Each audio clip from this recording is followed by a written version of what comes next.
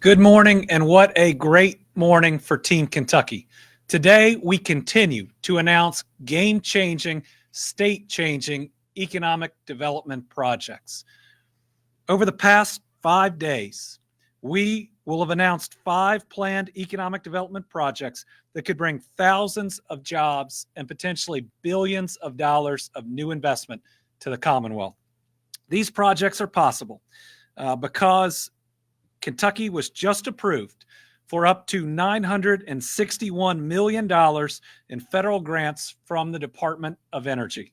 That's right, nearly $1 billion of grant funding over a 5-day period. I'm so proud to be here today with company leaders like Matt Bedingfield, president of the Business Unit Recycling for Velon North America, and local officials like Boyd County Judge Executive Eric Cheney, Judge Bobby Hall of Greenup County, Judge Myron Lewis of Elliott County, Lawrence County Judge Executive Philip Carter, and Judge Brandon Burton of Carter County. We are in our state capital today to celebrate this huge news, these enormous grant awards that create the potential for all this investment and all of these jobs. Look, in Kentucky, we know that economic development is a team sport. So I am thankful to all of our local officials, our state representatives and senators, everyone who does the work to make this happen, including the companies that applied for these grants. And I'm proud of the support and the significant work that members of this administration put in lobbying to get these awards made and to move these projects forward. Today is just further proof that Kentucky is continuing our greatest economic development streak in our history.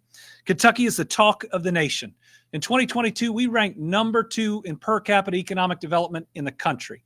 Last year, we were ranked number 3 in the country in per capita economic development. That's right, back-to-back years, number 2 and number 3. That is giving us the opportunity to be the first state called by so many companies across the country and across the world. It is an exciting time to be in Kentucky.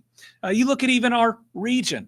We've been number 1 in per capita economic development every year I've been governor. This year, even take out the per capita, and we were number 2 behind a state as large as Texas. But think about how we compare to others in the region. We had 53 more projects than number 3, Louisiana. And we had 65 more projects than number 4, Tennessee. So no more lamenting Tennessee or Nashville. Be proud you're in Kentucky right now with the economic development we're seeing. We also just announced that more Kentucky-made products were shipped around the world in 2023 than in any other year on record, as the Commonwealth broke its single-year record with $40.2 billion in exports. That's a 16.6% increase over the previous year. We've had the best year for tourism in history, the best year for bourbon in history. We've had the largest general fund budget surpluses, the largest rainy day fund.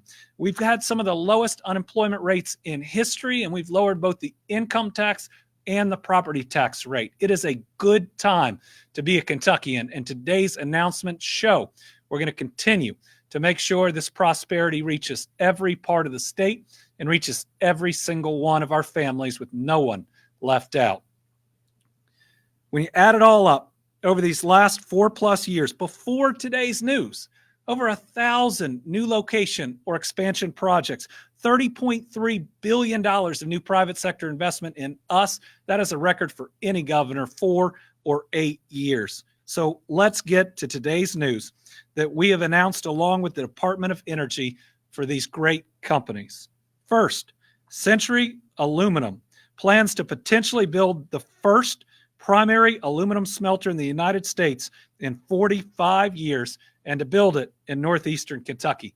I believe this will be the first green aluminum smelter in the world, and they're planning on doing it right here.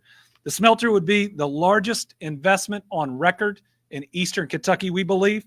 It would bring 5,500 construction jobs and 1,000 permanent union jobs with strong wages. The project is supported by up to a $500 million grant from the Department of Energy. through their Industrial Demonstrations Program, a program that's funded by the Bipartisan Infrastructure Law and the Inflation Reduction Act.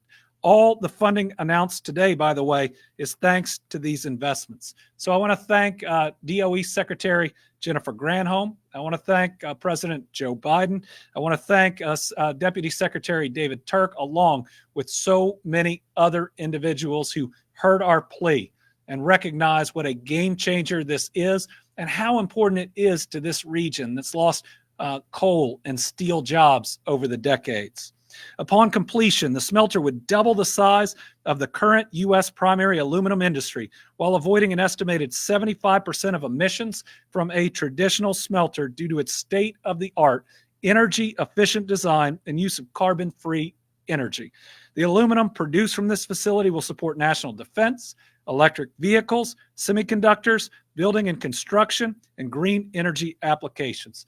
So thank you to Century Aluminum President and CEO Jesse Gary, who could not be here today. And I want to make sure we say there's still a lot of steps that we need to take to make this a reality. But this is the first important step. Now, there'd have to be a final choice on location. You have to get the energy prices right. We'll need an incentive package, but the first $500 million towards the construction of this type of facility is something worth celebrating. And I know all the judges up here with me, along with all the representatives and senators from the district, we are committed to getting it done. So I want to thank those in DC that made this happen. And I'm pretty excited today because there were literally dozens of trips where we made these requests from the president to anybody else who would listen. This announcement is another step in our continued long-standing relationship, and we look forward to Century being a part of growing commerce in Eastern Kentucky. Century Aluminum President Jesse Gary said Northeast Kentucky has been at the top of our list for potential sites. And while we're continuing to evaluate multiple locations, this announcement is another step in our continued long-standing relationship with the state, and we look forward to the opportunity to be a part of growing commerce in Eastern Kentucky, an outcome that's very attractive to Century Aluminum. I'm going to turn it over to our county judges in the area who have worked so hard to make a day like this possible. And while we all recognize that it's not a done deal and there is more work to come, a $500 million grant, if it is built in this region, is a pretty good place to start. So, Governor, thank you. Appreciate it very much. On behalf of the 5 judge executives, 4 that are standing behind me, I'm Bobby Hall, Greenup County Judge Executive. This is the Judge Executive, Philip Carter from Lawrence County, Eric Cheney, Boyd County, Brandon Burton, Carter County, and Myron Lewis from Elliott County. We want to thank the governor. We want to thank his administration. We want to thank Mr. Logan back there, who's kept us informed throughout many, many months. And we also want to reach out and thank the United States, the DOE, the Department of Energy. Thank you all. Thank you. I just want to say what an incredible opportunity. You know, Eastern Kentucky, Northeast Kentucky especially, has been through the ringer. And to have this opportunity is just truly incredible. We're on the rise. And we've got a great team in Eastern Kentucky, all 5 county judges here, the governor, Rocky. You know, we all have each other's back, and teamwork's what's going to make it happen. So I just want to say thank you for this opportunity, and this is a great day. Thank you. All right. Thank you, gentlemen. Thank you, Governor. We were able, once the embargo lifted, to reach out not long ago to state representatives and senators. One of them said, what do you need from us to help finalize this? And what I was able to say is this current budget, with its closing fund, will likely be the tools that we need. And so I was able to thank that individual for getting it in the last budget, but it's been a real help for economic development. So thank you to the General Assembly. Next, Velon North American Recycling intends to expand its U.S. recycling capacity and capabilities through significant investments into advanced state-of-the-art copper scrap metal processing technology in Shelbyville. The project would be the largest investment in Shelbyville history and would be expected to create as many as 200 permanent jobs. It's supported by up to $270 million in DOE Industrial Demonstrations Program funding. Upon completion, the project would enable the recycling of diverse mix of copper scrap and other metals, allowing us to reintroduce valuable materials used in EVs and semiconductors. Velon prioritizes filling these positions locally, as we've seen.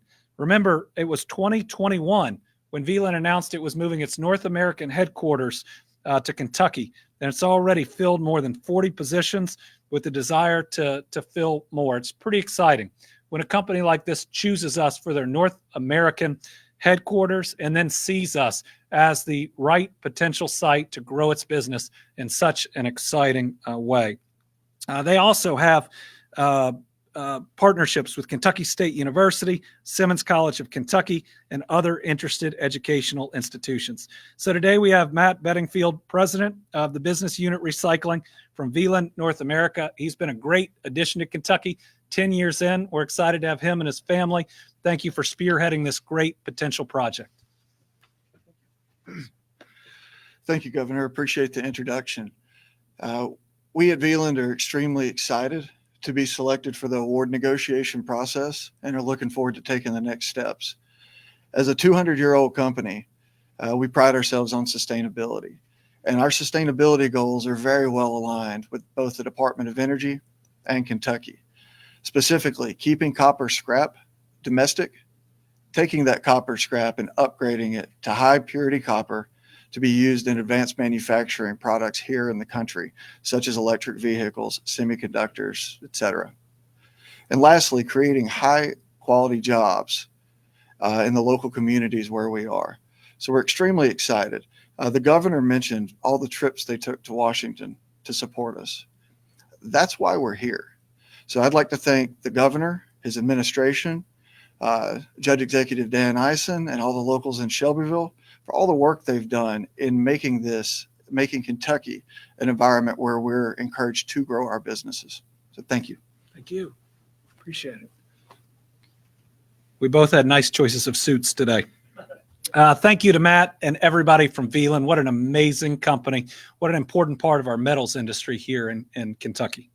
Third, we have Diageo America's Supply planning to fund a project that aims to install heat batteries for deep decarbonization of the Bullitt facility in Shelbyville, which could bring construction jobs and community benefits to Kentucky. The project would create approximately 144 construction jobs across 2 locations. Diageo plans to partner with Rondo Energy and the National Renewable Energy Laboratory to install heat batteries powered by renewable energy to provide low-cost, zero-carbon heat and power for industrial heating processes at the facilities in Shelbyville. Along with another project, they will be supported with up to $75 million in grants from the Department of Energy. Finally, we have ISP Chemicals, which is an Ashland company. What formerly used to be an Ashland Inc. company. This facility is in Calvert City. They've applied to build a chemical production, electrification, and heat storage project at that facility. The total project investment is approximately $70 million. The chemical production, electrification, and heat storage project, led by ISP Chemicals, Tennessee Valley Authority, and Electrified Thermal Solutions, is engaging with DOE to look at a project to replace natural gas boilers with electric heat delivered with a thermal battery, reducing greenhouse gas emissions associated with steam generation by nearly 70% at the Calvert City Chemical Plant. Ashland workers are unionized under the International Association of Machinists and Aerospace Workers, which would have significant role in workforce development. Ashland met with IAM leadership at the local and national levels to discuss workforce development needs and partnerships that would be required to support thermal battery skills development and a specialized training program. Ashland and project partner University of Kentucky both serve on the Calvert City Community Advisory Team, with Ashland participating for about 30 years. All of this adds to the announcement we made on Thursday, with Rye Development planning to build a first-of-its-kind $1.3 billion coal-to-pump storage hydropower facility in Bell County, creating 1,500 high-paying construction jobs and 30 permanent operation jobs. So while today's plans are exciting, We know we still have a lot of work to do, but certainly these grants and us winning these grants, which is a competitive program that people around the country applied for, bid on, lobbied for almost $1 billion to come back to Kentucky, is really exciting. And when you look at where these projects are, this potential game changer, state changing project in Northeast Kentucky, this expansion in Shelbyville, it truly shows that we are committed to bringing prosperity to every corner of the Commonwealth, especially parts that have been too often left out. So I know everyone is excited to now do the work, to finalize these projects, to have that announcement that the package is fully put together and signed off on, to have that groundbreaking. But what we really want to get to is that eventual ribbon cutting when the jobs are here and lives and regions. So remember, life's short. Our job is to be kind to each other and to do good things. And I think that's exactly what we're doing for the people of Kentucky today. With that, we'll open it up to questions. And I think we have one potential questioner. Okay. That's you? Yeah, okay. Governor, can I ask on a different topic? Sure. Have you gotten any word from the General Assembly yet on when they may wrap up work on the budget? And are they going to give you an advance look at it before they vote on it? We have heard that negotiations are ongoing. Right now, don't have any ETA on it and need to keep those budget conversations between us and leadership. Certainly, I want to thank both the House leadership for originally sitting down with us and making some pretty significant changes to their budget before sending it to the Senate. And then the Senate has sat down with us numerous times, called with any ways that we can help. And while I very much want to see teacher raises in any final budget, and it'll be hard to have a good final budget without them, I do appreciate the level of communication we've received, especially from Senate leadership. All right. Thank you all very much. It's a good way to start a new week in Kentucky.